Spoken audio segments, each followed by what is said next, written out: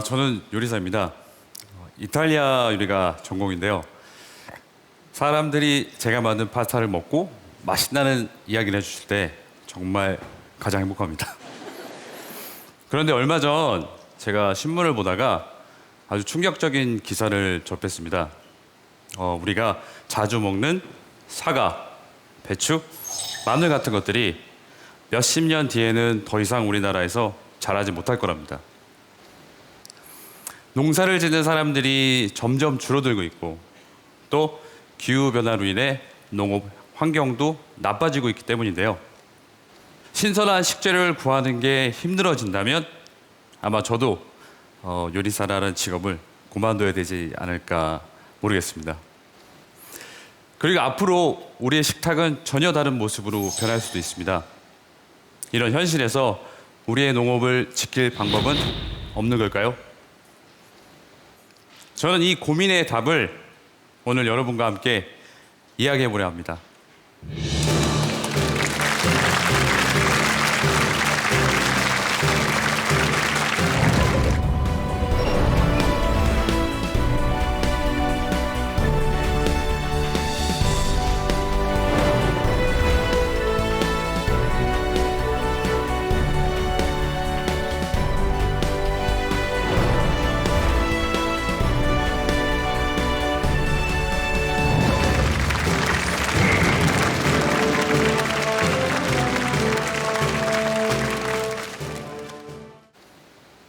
여러분, 맛있는 요리를 만들기 위해서 가장 중요한 게 뭐라고 생각하십니까?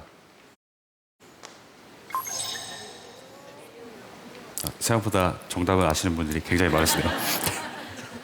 간도 잘 맞춰야 하고 요리하는 센스도 있어야겠죠. 하지만 그 무엇보다 중요한 게 있습니다. 제가 그 답을 오늘 요리로 가르쳐 드리겠습니다.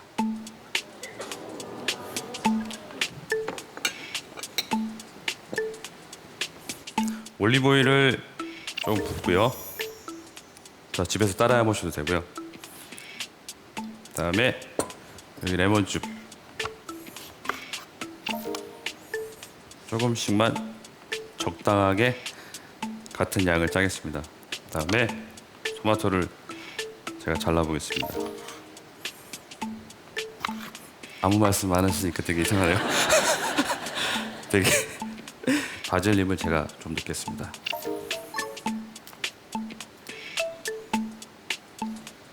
자, 이제 샐러드가 완성됐는데요. 이 두 샐러드에 다른 게 딱 한 가지 있습니다. 그게 뭘까요? 여러분들이 한번 맛을 보시고 맞춰주시면 정말 좋겠는데요. 제가 딱 두 분만 무대 위로 초청해 보겠습니다. 우리 김소리 아나운서와 함께 한번 또 이쪽 분 같이 한번 올라가 보시고요.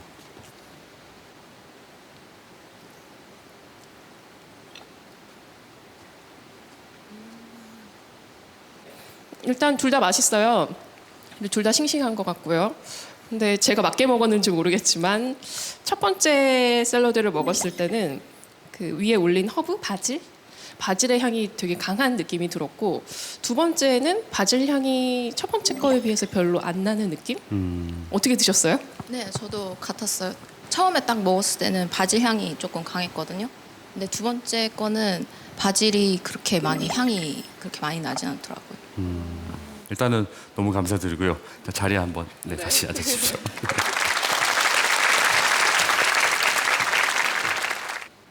네, 이 두 샐러드의 차이점은 바로 바질이었습니다. 바질. 제가 두 샐러드에 들어간 바질을 각각 보여드리겠습니다.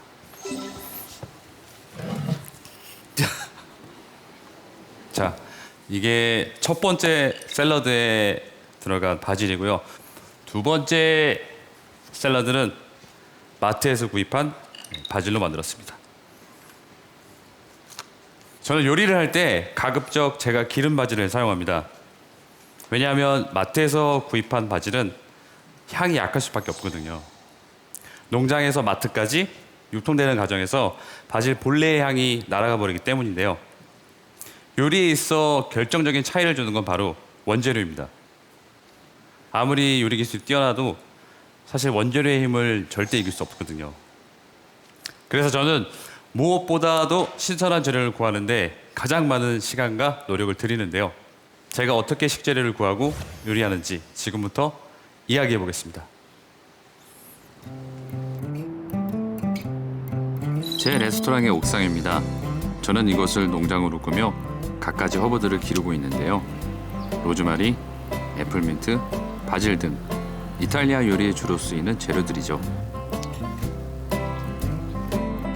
저는 매일 아침 옥상에서 허브를 따는 것으로 일을 시작합니다.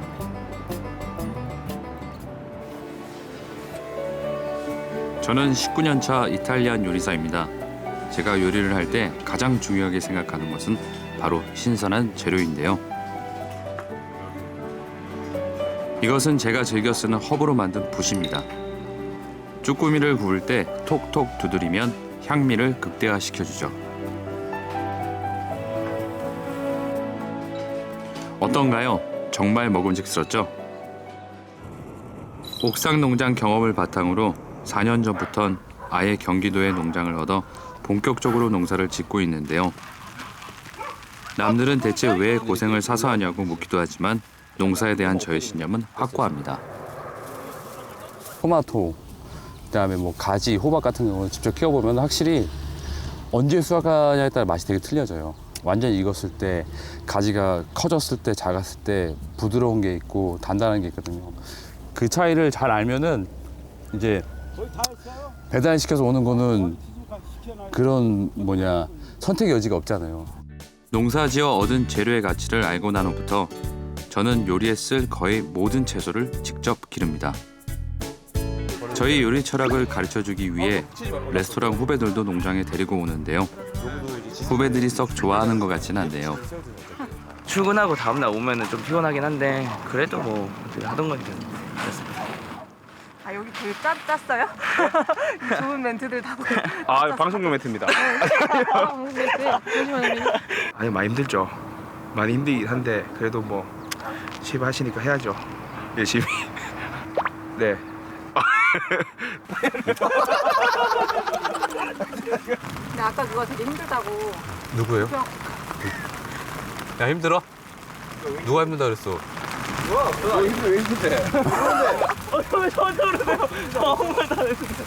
제 눈치를 많이 보는 것 같은데요.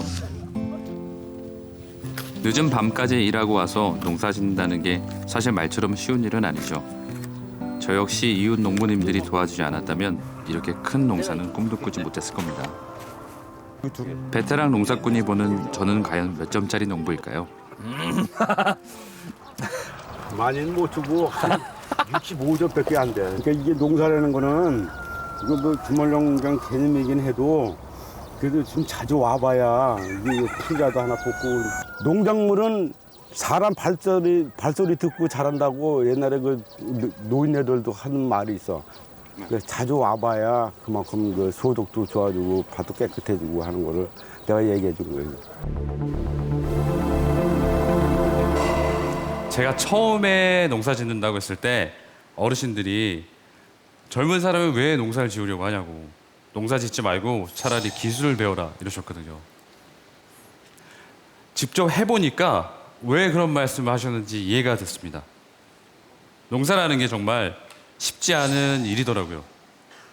지금 우리나라에서는 아무리 열심히 농사를 지어도 손에 남는 게 별로 없습니다. 우리나라 근로자의 1년 평균 소득이 3,281만 원인데요. 그렇다면 농민의 평균 소득은 얼마나 될까요? 1,126만 원입니다. 1년을 꼬박 일해도 한 달에 100만 원을 채 벌지 못한다는 겁니다. 현재 우리나라 최소 노후 생활비가 104만 원인데 결국 농사를 지으면 최소한의 생활비도 못 건진다는 거죠. 상황이 이렇다 보니 농가의 평균 부채는 2016년 기준 한 가구당 2,600만 원이 넘습니다. 힘들게 농사를 지어도 빚만 쌓여가는 겁니다. 현실이 이렇게 열악한데 젊은이들이 농사를 지으려고 할까요? 실제로 제 농장 주변에서 농사 지으시는 분들은 모두 신사를 훌쩍 넘긴 어르신들입니다. 현재 우리나라 농가 인구 중 약 40%가 65세 이상 고령 인구인데요. 앞으로 농촌의 고령화는 더 심각해질 거라고 합니다. 그런데 우리 농촌은 왜 일한 만큼의 보상을 받지 못하는 걸까요? 농부들의 이야기를 들어보겠습니다. 청양고추 특산지로 유명한 경남 밀양시. 요즘 이곳의 분위기가 심상치 않다. 10년 넘게 청양고추 농사를 지어왔다는 이정희 씨. 그는 겨우내 애써 키운 청양고추를 스스로 갈아엎기로 했다. 고추를 수확했다간 농장 경영에 더 큰 어려움이 생기기 때문이다. 말로 할 수 없지요. 그 얘기는 자식같이 키웠는데 겨울에 진짜 장대 치르는 그런 기분입니다. 올해는 그 어느 때보다 상품성도 좋고 생산량도 많았다. 그런데 이 때문에 고추 가격은 오히려 폭락했다. 제가 처음으로 16년 만에 처음으로 농사 짓는 걸 후회했습니다. 자기 땀의 결실을 다 못 받는다는 그것에 어떤 회의감도 좀 들고 30년째 농사를 짓고 있는 신동진 씨에게도 올해 같은 해는 처음이다. 수확하면 할수록 적자를 보는 상황이지만 마냥 손 놓고 있을 수 없어 매일같이 고추 경매장을 찾는다. 청양고추 가격은 대체 얼마일까? 10kg에 2만 원 선. 지난해 같은 시기 12만 원이었던 것에 비하면 무려 6분의 1로 떨어졌다. 이렇게까지는 폭락한 적은 없고 아직까지 생산비는 다 나온 걸로 저는 기억하고 있습니다. 지금 생산비조차 안 나오는 해는 올해가 처음인 것 같습니다. 결국 신 씨는 이날도 고추를 폐기하기로 했다. 공급량을 줄여야 고추 가격을 조금이라도 높일 수 있기 때문이다.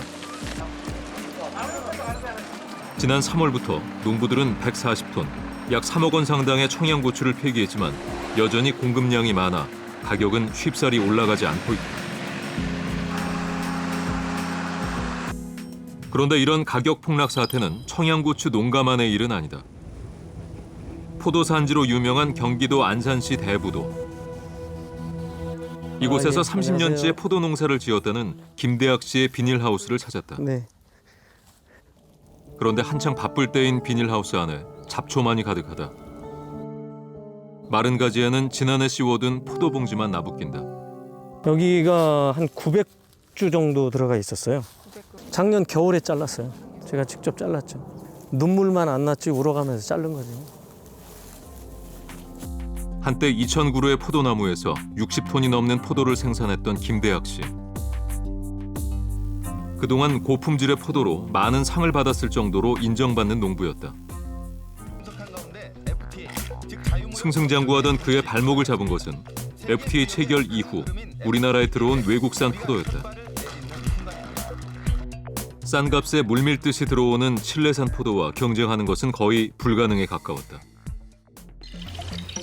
2004년 FTA 체결 이후 10년간 포도 수입량은 계속 늘어나 국산 포도 가격은 절반 수준으로 떨어졌다. 95% 정도는 현상 유지하기도 힘들 거예요. 지금 작년도 재작년도 이렇게 포도 경매되는 평균 시세를 보면 한 7, 8천 원 밑으로 받는 것들이 굉장히 많이 있거든요. 그러다 보면 농경지는 없어지고 농업은 자연스레 쇠퇴되고 없어지는 거죠. 현재 우리나라는 칠레, 미국, 중국 등과 자유무역 협정을 맺고 있습니다. FTA 체결로 관세가 철폐되면서 많은 수입 농산물들이 싼 값에 들어오고 있는데요. 대표적인 작물이 포도입니다. 그래서 우리나라 포도 농가들이 문을 닫는 상황에까지 이르렀습니다. 폐업한 농민들이 눈을 돌린 것은 복숭아인데요. 복숭아는 재배하기 쉽고 한국인들이 많이 먹는 과일이라 어느 정도 수익을 낼 수 있을 거라고 기대하는 거죠. 그런데 폐업한 농부들이 모두 복숭아 농사에 뛰어들면 어떻게 될까요? 아마 복숭아가 너무 많이 생산돼서 남아돌게 되겠죠. 5년 뒤인 2021년에는 복숭아 생산량이 지금보다 40%나 더 많아질 거라고 합니다. 이렇게 되면 결국 복숭아 값은 폭락하고 농부들은 다시 힘들어질 수밖에 없습니다. 그런데 이런 현상을 단지 농부들만의 문제라고 생각해서는 안 됩니다. 농가가 유지되지 못하면 결국 우리 농산물 생산은 점점 줄어들게 되는데요. 다시 말해서 우리 스스로의 식량을 작업할 수 없게 된다는 의미입니다. 한 나라에서 소비하는 곡물 중 국내산이 차지하는 비율을 곡물 자급률이라고 하는데요. 우리나라의 곡물 자급률은 얼마나 되는지 아시나요? 겨우 24%입니다.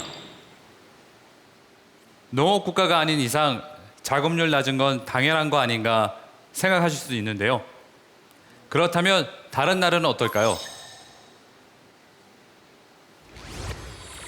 호주는 곡물 자급률이 200%가 넘고요. 캐나다, 프랑스도 100% 후반대로 자국민들이 다 먹고 수출까지 합니다. 우리나라는 OECD 회원 35개국 중 32번째로 꼴찌를 겨우 면한 수준입니다. 그런데 앞으로 곡물 자급률은 더 낮아질지도 모릅니다. 지구가 점점 더 뜨거워지고 있기 때문인데요.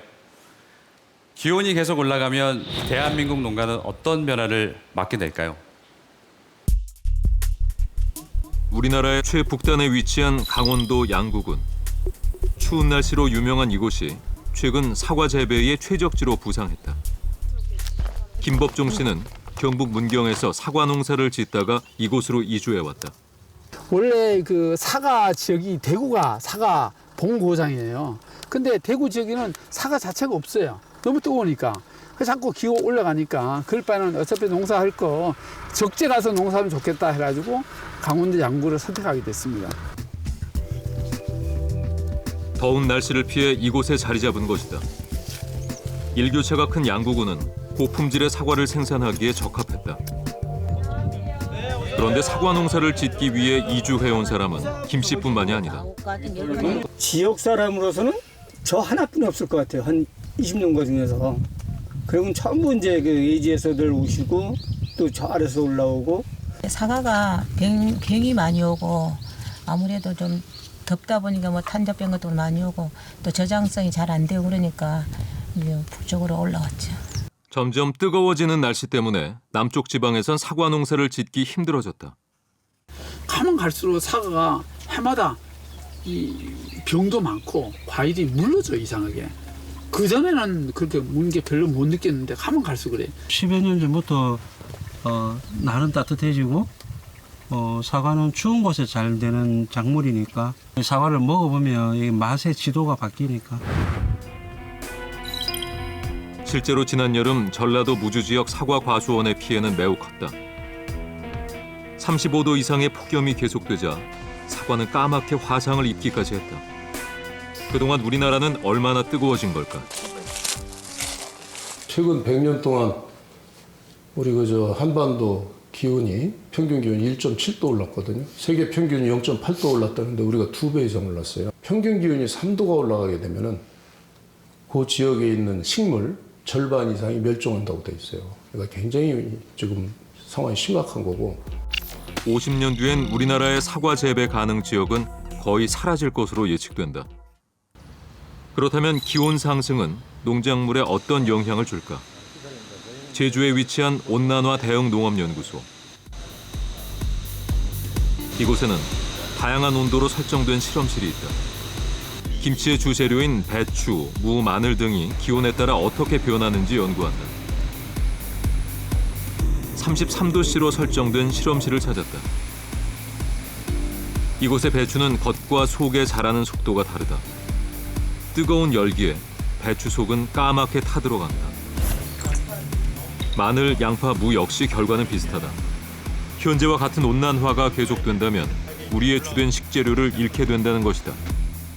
지금 많이 재배되고 있는 품종은 그 정도 되면 굉장히 이제 재배가 어려워지고 새로운 고온에 알맞는 그런 품종을 개발을 하든지 재배 방식을 또 개발을 하든지 그래야 될 겁니다. 비니 저콩. 온난화 대응 연구소는 남미와 동남아의 작물들을 수입해 실험 재배도 하고 있다. 열대 지방의 작물들이 우리 토양에서도 재배가 가능한지 평가하는 것이다. 이미 커피, 파파야 같은 도입 작물들은 온도에 가열 없이 제주도 지역에서 재배가 가능하다. 이대로라면 21세기 말 우리는 열대 작물로 가득한 식탁을 맞이하게 될지도 모른다. 파파야 과일로 여러 가지 요리를 할 수 있는데요. 우리가 알고 있는 그 우리나라 그 전통 음식에 굉장히 잘 어울리게끔 요리가 가능합니다. 여러분 지난해 여름 기억나세요? 정말 너무너무 더웠죠. 경주에서는 무려 39도를 넘는 날도 있었습니다. 또 서울에서는 열대야 때문에 한강에서 돗자리 펴고 자는 사람들도 굉장히 많았죠. 저도 그때 불 앞에서 요리하느라 정말 많이 힘들었는데요. 그런데 작년 더위 때문에 제일 고통받았던 분들은 농민들일 겁니다. 폭염으로 남부지방의 사과, 배 같은 과일 농사를 거의 망쳤거든요. 이런 기온 상승이 계속된다면 앞으로 어떤 일이 벌어질까요? 50년 후 우리나라 과일 재배지의 이동 경로를 보여주는 지도입니다. 제주도에서 재배되던 한라봉은 충청도로 재배지가 옮겨집니다. 배는 전라도에서 강원도로 이동하게 되는데요. 배로 유명한 나주에서 더 이상 배를 생산할 수 없게 되는 거죠. 포도는 충청도가 주산지지만 50년 후 대관령 지역에서만 재배할 수 있게 됩니다. 앞으로 기온이 계속 올라가서 더 이상 북상할 것이 없어진다면 그동안 우리가 즐겨 먹었던 과일은 사라질지도 모릅니다. 사실 과일이야 없으면 없는 대로 살 수 있다지만 주식인 쌀은 문제가 다릅니다. 2015년 쌀 생산량은 약 420만 톤이었는데요. 기온 상승으로 인해 2050년엔 181만 톤으로 줄어들 거라는 예측입니다. 지금의 절반 이하로 떨어진다는 것이죠. 그럼 부족한 쌀은 어떻게 해결할 수 있을까요? 그냥 수입하면 되는 게 아닌가 생각하실 겁니다. 하지만 이게 그렇게 간단한 문제가 아닙니다. 왜냐하면 기후변화는 전 세계 모든 국가가 마주한 문제이기 때문입니다. 예를 한번 들어볼까요? 우리나라 사람들이 먹는 쌀은 자포니카라는 쌀인데요. 찐득찐득하면서 찰진 쌀입니다. 반면에 대부분 나라에서는 찰기가 없고 길쭉한 인디카라는 쌀을 먹는데요. 흔히 입안에서 날아다니는 밥이라고 하죠. 자포니카 쌀을 재배하는 나라는 일본, 중국 북부 정도로 매우 제한적입니다. 그런데 이 두 나라에서 자포니카 쌀을 한국으로 수출하지 않겠다고 해버리면 어떻게 될까요? 우리는 아무리 많은 돈을 주고 쌀을 수입하려고 해도 구할 수 없는 상황이 됩니다. 결국 국내 쌀 가격은 폭등할 수밖에 없죠. 쌀값이 오르면 연달아 음식값이 오르게 되고 다른 물가도 따라 올라 국가 경제에 큰 위기를 가져올 수 있습니다. 이렇게 곡물 가격이 상승해 일반 물가도 덩달아 오르는 현상을 에그플레이션이라고 하는데요. 실제로 에그플레이션 때문에 우리가 상상한 것 이상으로 심각한 일이 벌어지기도 했습니다. 영상을 하나 보실까요? It's very bad for my government. I haven't food, I haven't anything. Me and my children, I will die today. It only took them starting to chant, and within 2 minutes of them starting to chant, the tear gas grenades came in. 지난 2011년 이집트에서 벌어진 반정부 시위 영상입니다. 당시 시위 배경에는 밀 가격 상승이 있었습니다. 빵이 주식인 이집트에겐 아주 큰 문제였죠. 그런데 밀 가격이 급등한 원인은 뜻밖에도 이집트와는 먼 나라 러시아에 있었습니다. 시위가 있기 1년 전 러시아에선 기록적인 폭염이 계속됐는데요. 경작지마다 곡물이 말라 죽어 수확량이 급감했습니다. 그러자 당시 푸틴 총리는 밀 등의 주요 곡물에 대해 수출 금지 조치를 취했습니다. 먼저 자기네 곡간부터 걸어잠근 것이죠. 그 결과 전 세계 밀 가격은 70%나 가까이 치솟았습니다. 이때 이집트도 밀 가격이 폭등했는데요. 생계를 위협받기 시작한 시민들이 거리로 뛰쳐나와 정권을 붕괴시켰습니다. 결국 자국에 필요한 식량을 얼마나 안정적으로 확보하냐에 따라 국가의 미래가 달라질 수 있는 겁니다. 미국은 세계에서 곡물 자급률이 높은 나라로 손꼽히는데요. 그럼에도 불구하고 미국은 농업에 대한 투자를 아끼지 않고 있습니다. 미래의 중심 산업이 바로 농업이 될 거라 믿기 때문입니다. 미국은 어떤 변화를 만들어내고 있을까요? 제가 직접 찾아가 봤습니다. 지구상에서 가장 많은 경작지를 소유하고 있는 나라 미국. 미국 농업의 혁신은 어디까지 와 있을까? 펜실베니아의 한 농장. 수십만 평에 달하는 이 밀밭에서 일하는 사람은 50대인 칼 씨 혼자다. 트랙터가 일을 도맡아 해주기 때문이다. GPS에 연결된 스마트 기기를 통해 씨앗과 비료의 양을 조절할 수 있다. This is how many seeds per acre is putting on. So if I want to change a low productive field, you put less on. Because if you put a lot of seeds on, it's just wasted. 트랙터는 흙의 상태를 파악해 알맞은 양의 씨앗과 비료도 직접 뿌린다. Does it make you more easier to work? Oh yeah, it's a lot easier. I don't have to do any manual inputs. Once it's recorded on a card and plugged into the side of the monitor, electronics takes care of it all. Productivity is greatly increased. 미국의 스마트 농업은 빠르게 진화하고 있다. 씨 뿌리는 단계에서부터 재배, 수확에 이르는 모든 과정에 스마트 기기가 활용된다. 농약 살포에 쓰이는 드론은 스스로 위치와 고도를 조정해 알맞은 양의 농약을 뿌린다. 또 농사에 활용할 수 있는 자율 로봇도 등장했다. 스마트 농업은 미국 도시 풍경도 바꿔놓고 있다. 네, 지금 제가 서 있는 곳이 얼뜻 보면은 폐허 공장처럼 보이잖아요. 사실 이 뒤에 보이는 곳이 미국 최대 규모의 수직 농장하고 있는 에어로팜이라는 곳이에요. 제가 한번 들어보겠습니다. Welcome.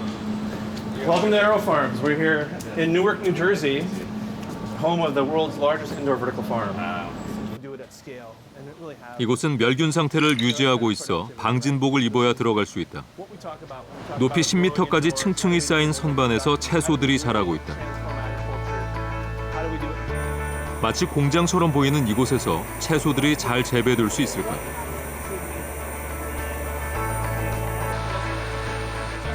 선반에서는 다양한 종류의 채소들이 싱싱하게 자라고 있다. 농사에 꼭 필요한 요소인 햇빛, 흙, 바람이 없어도 이곳에선 농사가 가능하다. With the right amount of water, right amount of nutrients, to be very efficient. So we use 95% less water, and we use just a fraction of the fertilizer, and we use 0 pesticides. So this is about a clean, residue-free product that the consumer can enjoy. It's ready to eat. 외부 환경과 철저하게 통제된 이곳에선 모든 것을 인위적으로 조절한다. 특수천으로 흙을 대신하고 LED 조명이 햇빛의 역할을 한다. 바람 역시 선풍기로 공급한다.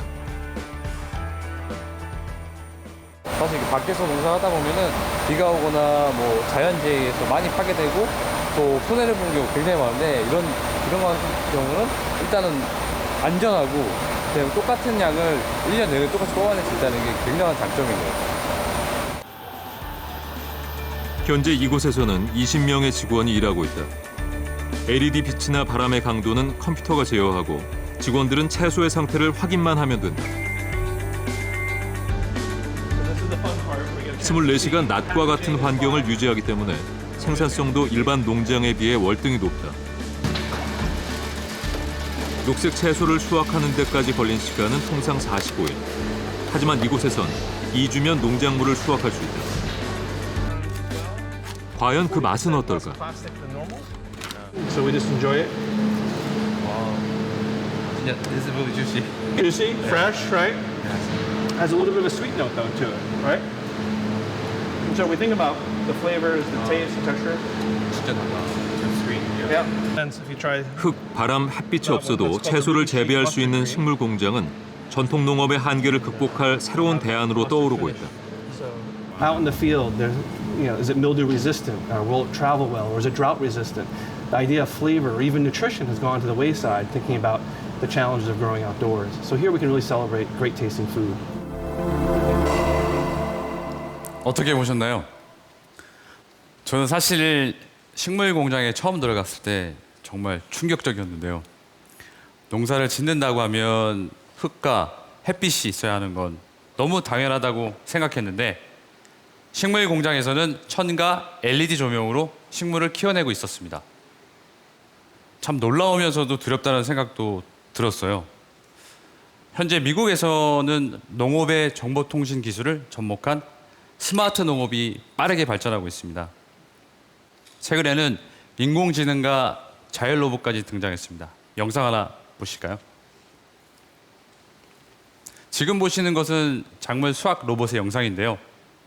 일명 사과 따는 로봇인 이 기계는 자율적으로 이동하면서 수확할 사과를 골라냅니다. 초당 1개씩 딸 정도로 속도도 매우 빠른데요. 정말 신기하죠. 기존의 농사는 인간의 감각과 경험에 의존해야 했습니다.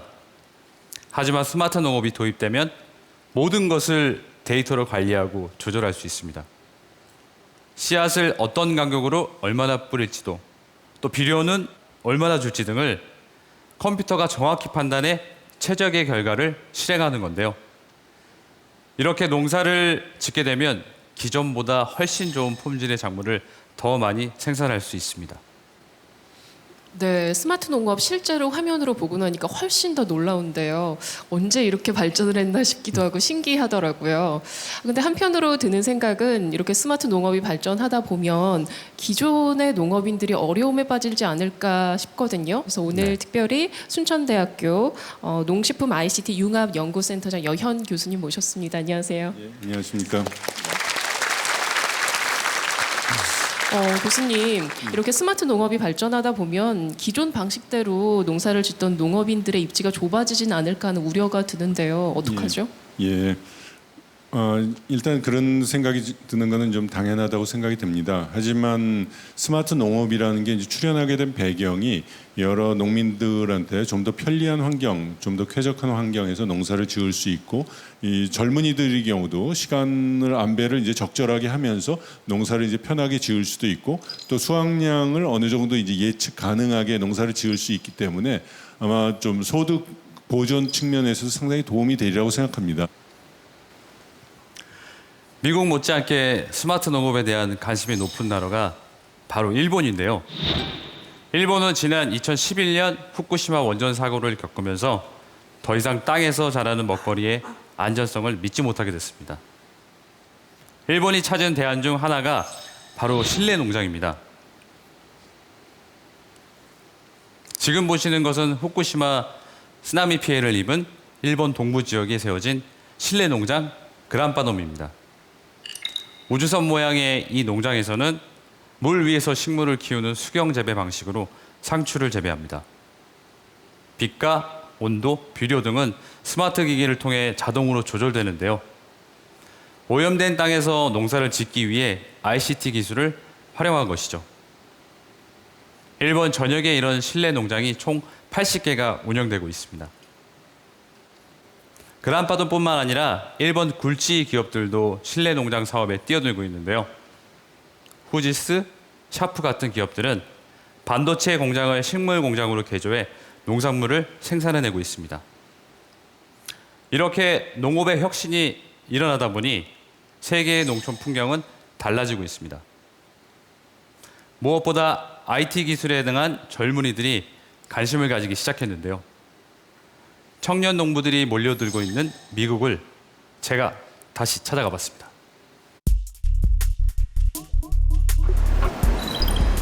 뉴욕 거리에서 특별한 이벤트가 열렸다. This is a farm. Thank you for coming. We talk about this being extreme urban farming. How do you sort of plan your farm? 스타트업 대표인 팩 씨는 컨테이너 안에 실내 농장을 개발했다. 사람들이 직접 식물을 기를 수 있도록 컨테이너를 분양하기도 한다. 젊으신 분들이 굉장히 많으시고 세계 각지에서 오셨어요. 말레이시아, 독일, 인도네시아까지 되게 많이 오셨거든요. 보시면 설명해 주고 계세요. 이 컨테이너 하나하나가 정말 기후를 만들어줄 수 있는 그런 조건을 갖춘 컨테이너래요. 5개월 전 컨테이너를 분양받았다는 한 청년을 만나봤다. 컨테이너 안은 어떤 모습일까? LED 조명을 받은 실내는 온통 붉은 빛이다. 하얀 기둥을 뽑아내자 식물들이 그 모습을 드러낸다. We have all these plants which were originally pea pods with the seed that grew big enough, and we have them running up and down this tower. 이 작은 컨테이너에서 2,400평 농장에 버금가는 채소를 생산할 수 있다. 채소가 가장 잘 자랄 수 있는 기후 환경을 만들어 재배하기 때문이다. 또 좁은 공간에 많은 채소를 심기 위해 3차원으로 공간을 활용했다. So if I want to turn on the front left lights or turn them off, I can just click onto it and basically select auto on or off. Yeah, and you can kind of get an overview of what's going on. 채소를 눈으로 직접 확인하지 않아도 스마트폰을 통해 재배 상태를 알 수 있다. 그리고 그 상태에 따라 온도, 습도, 바람 등을 스마트폰으로 쉽게 조절한다. 이런 편리함 때문에 존 버나드 씨는 회계사 일을 하면서 농사를 병행하고 있다. You come here every day. Controls the water, the temperature, the lights. If anything goes wrong, we'll get an alert. So yeah, we can literally be here 3 days a week instead of 7. 컨테이너 농장을 운영하는 사람들끼리 마켓을 열고 수확한 채소들을 팔기도 한다. 누가 생산했는지, 언제 수확했는지 명확하게 알 수 있어 소비자들은 안심하고 상품을 구입할 수 있다. 최근 실내 농장에 대한 관심이 높아지면서 세계 각국의 젊은이들이 이곳을 찾고 있다. What brings you here today? Well, we do indoor farming in Germany, and of course, we are interested in square roots. They have a great idea, a great concept, and we want to learn from them. We want to collaborate, want to see how we can bring the same idea to Europe. It's coming from really far away. People don't even know where it's coming from. So there's definitely a demand for local food going straight to the source. People eating something that's grown, just a couple miles down the road. 2000년대 초 시작된 미국의 실내 농장은 실내 온실, 수직 농장, 컨테이너형 농장 등 다양한 형태로 매년 빠르게 늘어나는 추세다. 미국은 더 큰 농업 혁신을 위해 미래 세대에 대한 투자도 아끼지 않는다. 뉴저지에 위치한 한 중학교. 아이들은 교실에서 첨단 기술을 활용한 스마트 농업을 배운다. 천에 씨를 뿌리고 기계를 이용해 비료를 주는 등 스마트 농업 기술을 직접 체험해 보는 것이다. Have you ever tried this salad of your kale you grow here? Yes. We actually make all the kale salad that we grow here. Harvest it, we use it right away so that it doesn't grow bad. So if you see them there, I'm not going to talk over. 점심시간에 학교 급식에 나오는 채소는 모두 아이들이 직접 기른 것이다. 일찍부터 농업의 가치를 배움으로써 아이들은 미래 농업에 더 큰 관심을 갖게 된다. So they understand a more traditional form of agriculture, and then the idea of thinking forward about how are we going to feed all these people on the planet when water might be scarce and pollution is something that they're paying attention to. 제가 미국에서 만난 젊은이들은 농사를 하나의 즐거운 도전으로 생각하고 있었습니다. 저는 젊은이들의 이런 모습이 참 부러웠습니다. 청년 세대가 농업에 얼마나 관심을 가지고 농업을 발전시키냐에 따라 한 나라의 미래가 달려 있다고 생각하기 때문입니다. 지금 세계 각국은 젊은 농업 인재를 키우기 위해 전력을 다하고 있습니다. 중국은 신농업인 양성 정책을 적극적으로 추진하고 있는데요. 대학생들을 선발해 스마트 농업 경영을 가르치고 또 학생들이 관련 기술을 개발할 수 있도록 지원하고 있습니다. 2014년 대학생 신농업인은 이미 100만 명을 넘었습니다. 일본 정부도 기농 청년들에 대한 특별한 지원책을 갖고 있는데요. 2012년부터 농업에 도전하는 45세 미만 청년들에게 7년간 약 1억 1천만 원을 지급해 왔습니다. 그런데 우리의 현실은 어떤가요? 만약 여러분의 자녀가 농부가 되겠다고 하면 어떠시겠어요? 젊은 나이에 농사가 웬 말이냐 말리시겠죠? 농촌은 을에 나이 든 사람들이 일하는 곳이라는 인식을 갖고 있기 때문입니다. 실제 기농하는 인구를 한번 살펴볼까요? 지난 2015년 농업 유입 인구를 조사한 결과 가장 많은 연령대는 50대로 40.3%였습니다. 반면 30대 이하는 불과 9.6%입니다. 이렇게 젊은 세대가 부족한 농촌에서 과연 혁신을 기대할 수 있을까요? 앞으로 2050년까지 세계 인구는 계속 늘어나 100억 명에 달할 전망입니다. 반면 농촌은 점차 도시화되면서 1인당 경작지는 줄어들고 있습니다. 앞서 이야기했던 것처럼 기후변화도 심각해지고 있죠. 지금 농업의 생산량으로는 앞으로 늘어날 인구를 감당할 수 없을 겁니다. 아마 10억 명은 굶주릴 거라고요. 이제 농업은 인류의 생존이 걸린 절박한 문제로 다가오고 있습니다. 우리에게 농업 혁신은 피할 수 없는 선택입니다. 그리고 이 혁신을 위해선 청년들의 새로운 아이디어와 열정이 무엇보다 필요합니다. 최근 도전 정신을 가지고 한국의 농업을 개척해 나가는 청년들이 하나둘 늘고 있습니다. 그들은 어떤 변화를 만들어내고 있을까요? 함께 만나보시죠.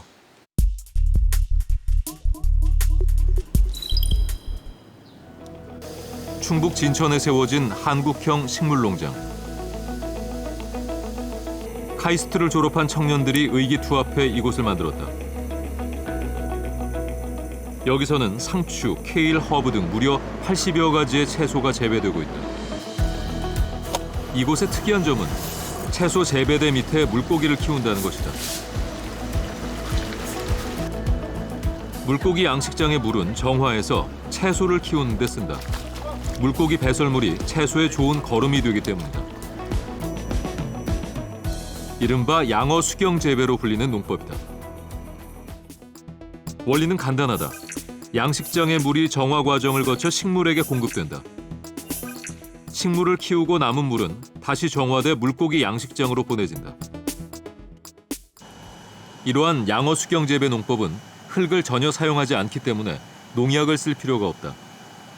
어떤 유기농 작물보다도 깨끗하다는 것이 이곳의 가장 큰 장점이다. 화학 비료 없이도 물고기의 이제 양액만으로 이렇게 계속해서 지속 가능하게 이제 재배가 가능하다는 점이 장점으로 꼽을 수 있고요. 또 이런 식물에 사용되는 용수들을 저희가 이제 일반 기존 농가 대비 20분의 1로 절약할 수 있다는 점이 장점인 것 같아요. 이곳에서 사용되는 모든 기술은 청년들이 직접 개발했다. 바이오 필터 정화 기술을 비롯해 습도와 온도 제어기, 자동 조절 기술 등을 자체 개발해 큰 자본 없이도 이 식물 공장을 만들어낼 수 있었다. 창업 3년 만에 매달 19% 이상의 매출 성장을 보이고 있다. 얼마씩 주겠지? 사료를? ICT 기술을 이용해 편리하고도 효율적으로 농사를 짓는 스마트 농부들. 평균 나이 28인 이들이 미래가 없다는 농업에 뛰어든 이유는 무엇일까? 내일의 농업, 5년 후의 농업은 굉장히 다를 거라는 생각이 들어요. 점점 생산에 대한 관심도 많아지고 필요성도 많아지고 굉장히 많은 그 기회와 발전의 가능성들이 있을 거라고 생각해서 농업을 선택했습니다. 농업에서 자신의 미래를 찾고 있는 이 청년들은 물고기를 이용한 독특한 방식으로 건강한 먹거리를 만들어내고 있습니다. 이처럼 농업이 새로운 아이디어와 첨단 기술을 만날 때 우리가 생각하지도 못한 혁신이 일어날 수 있습니다. 24시간 농사를 지을 수도 있고 생산량을 수십 배로 올릴 수도 있습니다. 과거 산업혁명이 세상을 바꾸었듯 이제 농업혁명을 통해 새로운 세상이 열리고 있습니다. 우리도 더 많은 도전과 아이디어로 농업을 재발견해야 하지 않을까요? 네, 잘 봤습니다. 청년들이 농촌에서 농업에서 새로운 희망을 발견하고 가치를 발견해서 열정을 가지고 도전하는 모습이 참 인상적이었습니다. 자, 이번에는 오늘 강연에 대해서 미래참여단의 의견을 듣고 질문을 받는 시간 마련하겠습니다. 미래참여단 최민준이라고 합니다. 저는 셰프님께 생각을 좀 여쭤보고 싶은데 제가 알기로는 사람들이 소비하는 곡물의 양보다 가축을 먹이는 데 쓰이는 곡물이 더 많다고 들었습니다. 그러면 곡물 생산량이 줄어들고 있는 상황이라면 지금부터라도 고기 소비를 줄여야 하는 것은 아닌지에 대해 좀 셰프님의 생각을 듣고 싶습니다. 네, 가축의 사료로 더 많은 곡물이 소비되는 건 사실이고요. 그렇다고 무작정 사람들이 고기를 먹지 마세요라고 할 수는 없잖아요, 사실은. 네. 최근 한 스타트업에서 저희 혁신적인 방법으로 육류 섭취를 줄일 대안을 내놓았습니다. 임파서블 버거라는 독특한 버거를 만드는 건데요. 어떤 건지 영상을 함께 보시죠. Pork and beef? No. It looks like beef, but it's Yes. all made from vegetables. Are you kidding? Serious. No way. Yeah. And we're going to cook it medium rare.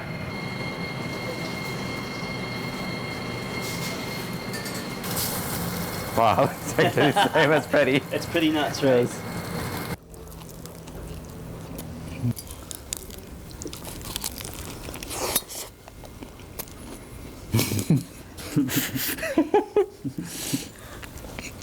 Crazy?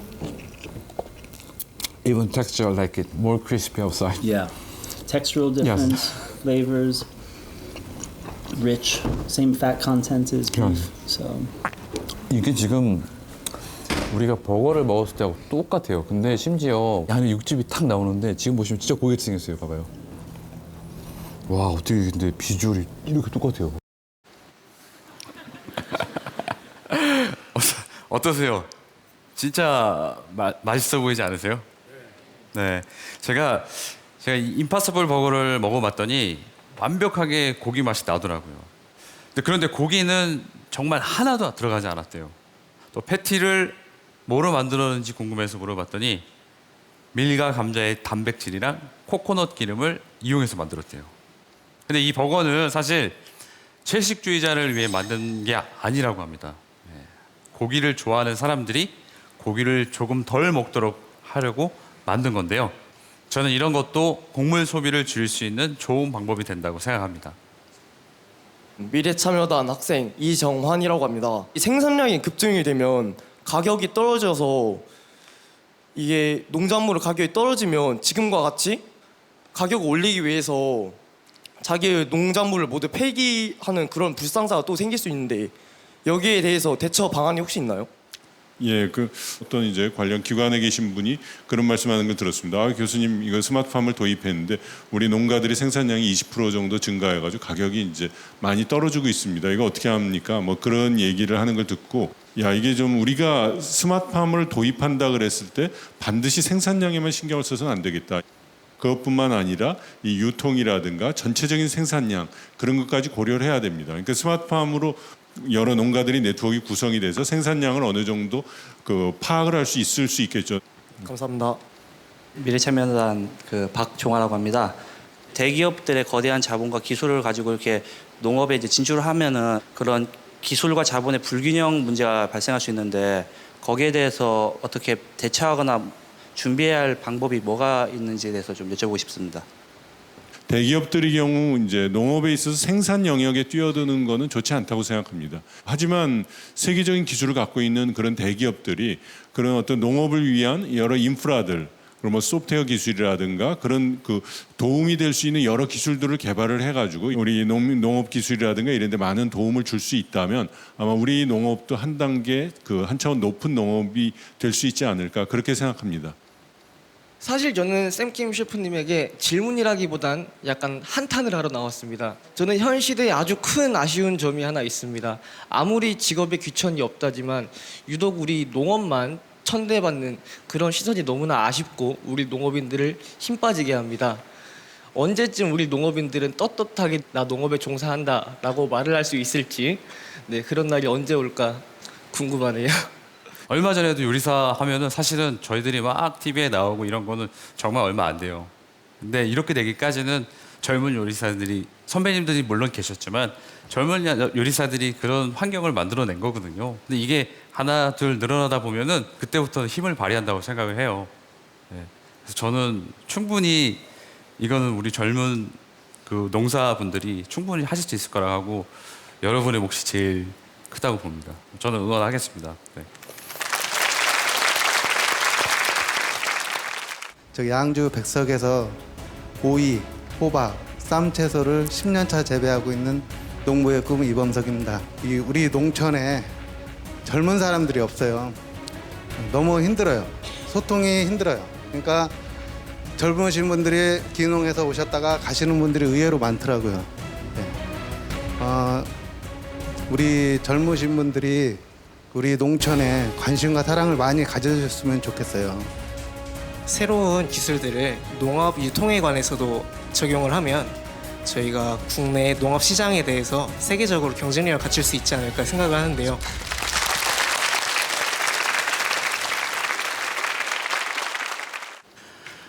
삼시세끼 매일 먹는 밥만큼 인간에게 중요한 건 없을 겁니다.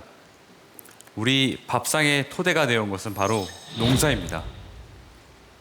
비옥한 땅과 따사로운 햇살과 갈증을 해소하는 비, 이런 자연의 혜택으로 우리는 농사를 지을 수 있었습니다. 그런데 지금 이 농사가 위협받고 있습니다. 지구는 점점 뜨거워지고 농경지는 줄어들고 세계 인구는 계속 늘어나고 있습니다. 이러다 보니 인류의 식량은 앞으로 더 부족해질 수밖에 없는데요. 세계는 지금 다양한 혁신을 통해 농업을 지속시킬 방법들을 찾아내고 있습니다. 이제 우리도 농업의 새로운 미래를 준비해야 합니다. 미래의 식탁은 우리의 선택에 달려 있습니다.